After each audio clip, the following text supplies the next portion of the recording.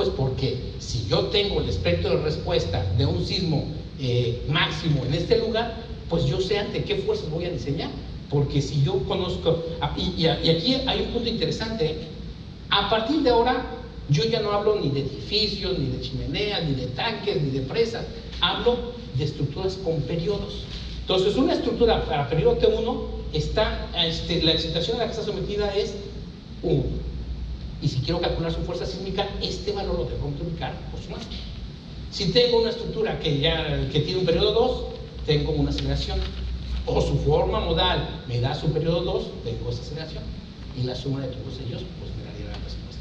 Entonces, si se dan cuenta, por eso es importante el manejar correctamente lo que son periodos estructurales.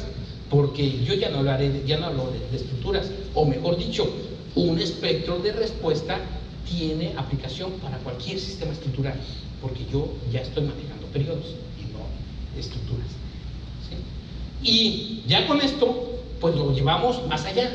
¿Qué es un espectro de diseño? Pues no es más que la envolvente de todos los posibles espectros que puedan ocurrir.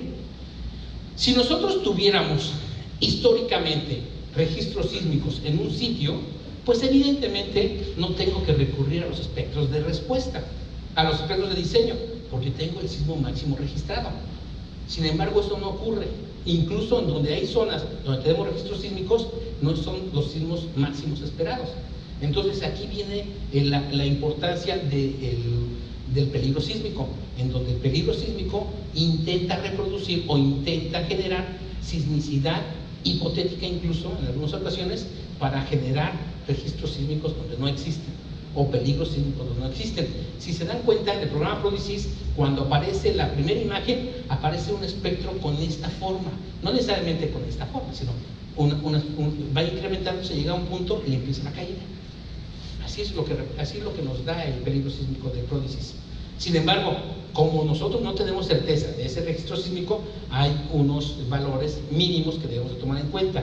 En el punto máximo hay una desviación anterior, más una desviación al otro lado, más una desviación hacia arriba, tratando de cubrir todos los posibles sismos. Entonces, ese es el concepto de peligro, y esto es lo que, y de esta forma nosotros lo empleamos. ¿Sí? Si nosotros tuviéramos registros sísmicos en cualquier lugar, pues lo ideal sería tener en cuenta esto. Como no los tenemos que recurrir a los espectros de diseño, que eso es lo que vamos a hacer. Una pregunta: el reglamento americano internacional de edificación, el IPC, no toma en cuenta la parte ascendente, sino que se viene desde la meseta hasta llegar al eje vertical. ¿Por qué razón lo hacen ellos así? Puede ser por ser conservadores. De hecho, la versión 93 del MDOT para zonas sísmicas C y D no tenía tampoco, iniciaba desde horizontalmente. Entonces, ¿qué significa eso? Que nosotros estamos tratando de cubrir los valores máximos del peligro sísmico en el lugar, pero no dudaría que a falta de información a periodos cortos, la forma fácil de resolver eso es poniendo una línea, pero eso es muy conservador. En los anteriores, en 93 sí era lo así, tomaban, pero ahora en el nuevo ya no la aplanó. es más, hay reglamentos donde no toman, ni siquiera se considera un espectro, se considera una aceleración horizontal. ¿Qué significa esto? Que para cualquier periodo el valor es máximo. Aquí lo que estamos considerando es que para periodos que estén dentro de esta meseta, pues el valor es máximo. Sin embargo, periodos que están alejados de esta meseta, pues no tenemos por qué castigarlos tanto. Las aceleraciones son menores. Entonces, el hecho de que empiece horizontalmente, es que en periodos cortos lo estamos castigando. Así estaba antes la versión 93. Vamos a ver más adelante. ¿Sí? ¿Aquí alguna pregunta? Realmente la dinámica estructural la vamos a resumir de esa manera. Vamos a construir un espectro, después vamos a calcular fuerzas sísmicas y simplemente lo vamos a verificar con un programa de SAP 2000 que les voy a dejar en sus carpetas, y lo vamos a verificar. la dinámica estructural es la base del diseño por sismo y se dan cuenta que lo estamos representando. ¿Alguna pregunta, alguna duda? ¿No tiene preguntas? ¿Qué pasa? ¿Me estoy sintiendo mal? Así, bueno, sí, algunos sí. Perdón, sí. Si hiciera un espectro de sitio, Ajá. ahí ya podemos tener la total certeza de que lo que arroja el resultado de ese estudio pues, es tal cual la forma de sustituir la envolvente. Uno de los grandes retos que tiene la ingeniería sísmica es cómo tomar en cuenta los efectos de sitio. En teoría, todo el peligro sísmico está referido a un suelo, no roca, pero sí muy firme, y a partir de ahí, cualquier cosa que yo tenga en la parte de arriba, si sigue siendo un material muy firme, estrictamente hablando, no habría amplificación dinámica. Entonces, en el momento que no tenemos certeza de que hay suelo firme y hay un tipo de suelo con condiciones desfavorables, entonces va a haber amplificación. La única forma de cómo hacer preciso este espectro es a través de un estudio de sitio. Entonces, con ese estudio de sitio vamos a caracterizar correctamente el comportamiento dinámico del terreno y vamos a poder obtener correctamente cuáles serían los niveles de amplificación.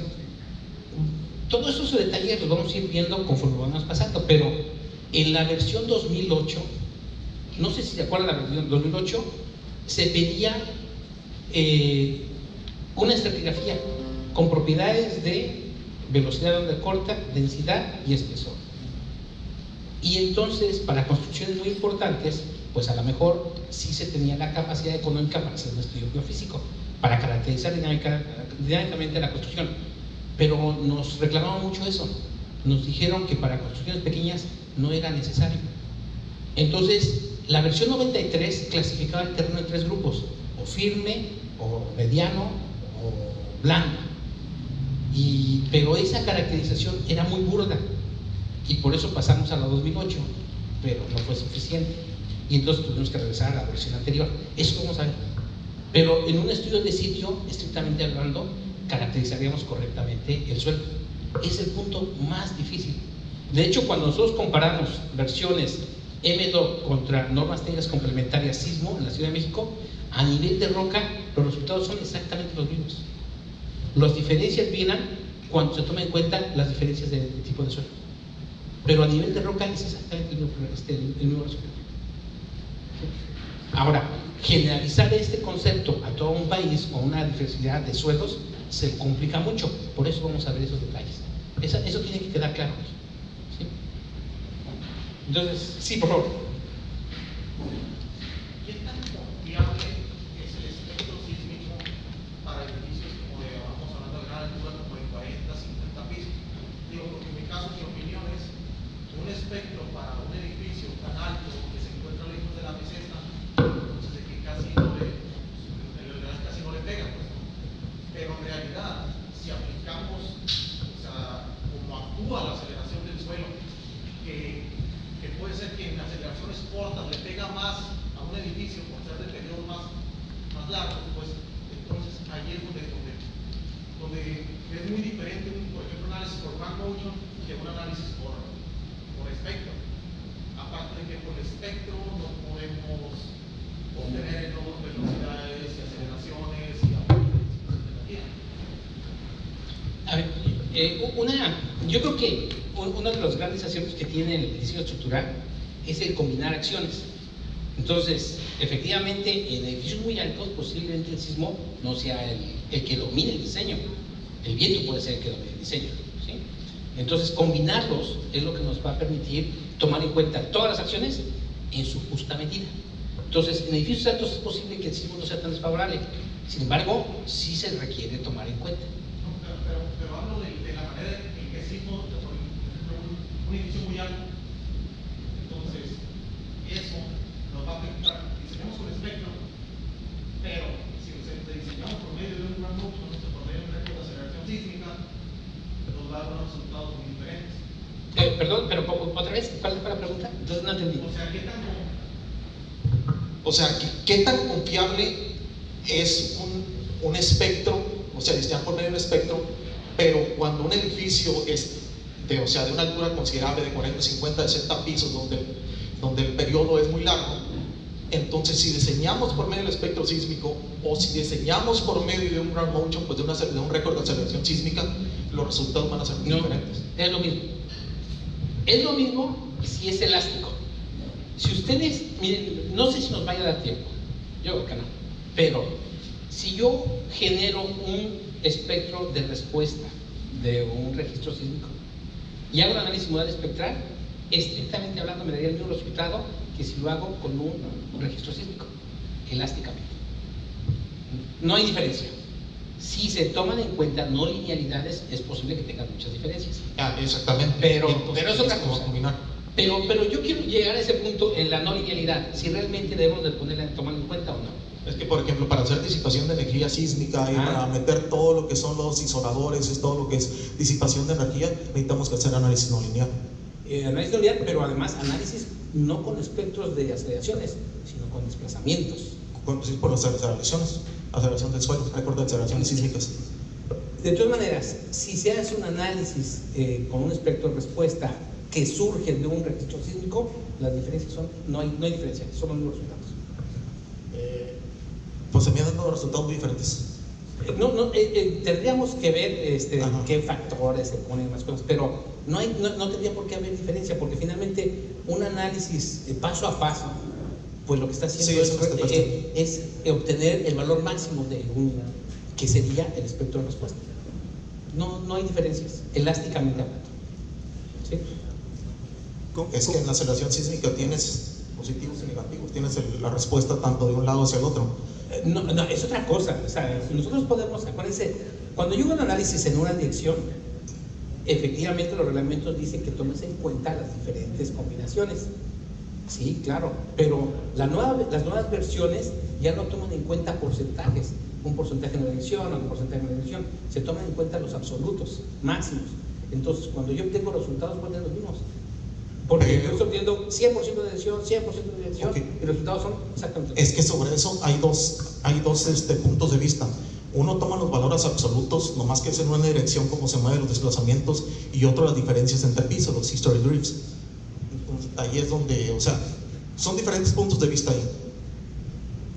Pero ahora, la pregunta de qué tan confiable, pues yo lo que considero es que cuando tú tienes un espectro de respuesta en ese sitio, pues es el que tuviste. La confiabilidad, pues si alguien me pregunta si ese va a ser el sismo máximo, pues no lo sé, o sea, yo no puedo decir nada. Pero es el máximo estudiado o estimado en ese lugar, sí, eso sí. Y cuando tienes un espectro de respuesta es el confiable, es el que te está mostrando. Con todo el estudio de peligro sísmico que se ha hecho. ¿Qué es el máximo? Pues no lo sé, históricamente no podemos tener esa certeza, ¿no?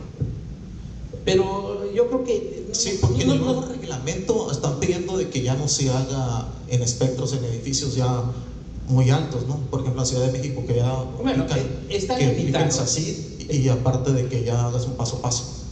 Pero sí se piden registros sísmicos, por si no puedes hacer un análisis paso a paso. Sí, no lineales, sí se piden registros sísmicos.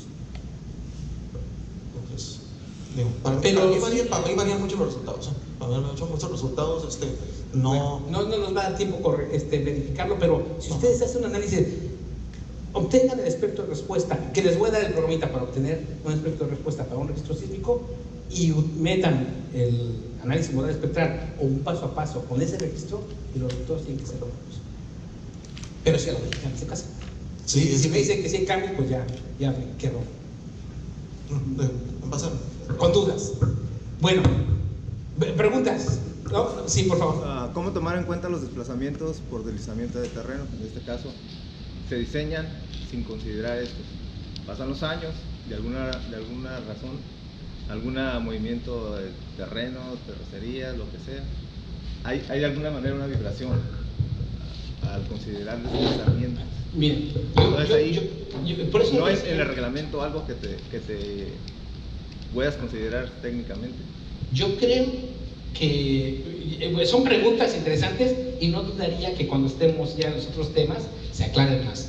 Mi punto de vista, Si yo sé que hay un terreno que va a tener un potencial de deslizamiento, Es que no lo sabemos, por ejemplo, aquí en pero Tijuana entonces ocurre. no podemos, Es- tenemos que saberlo, ¿no? ocurre cuando ya sucedió. No, ese es el problema. Es el problema que tenemos. Yo creo que en un proyecto bien ejecutado tienen que hacerse muchos estudios previos a hacer cualquier diseño.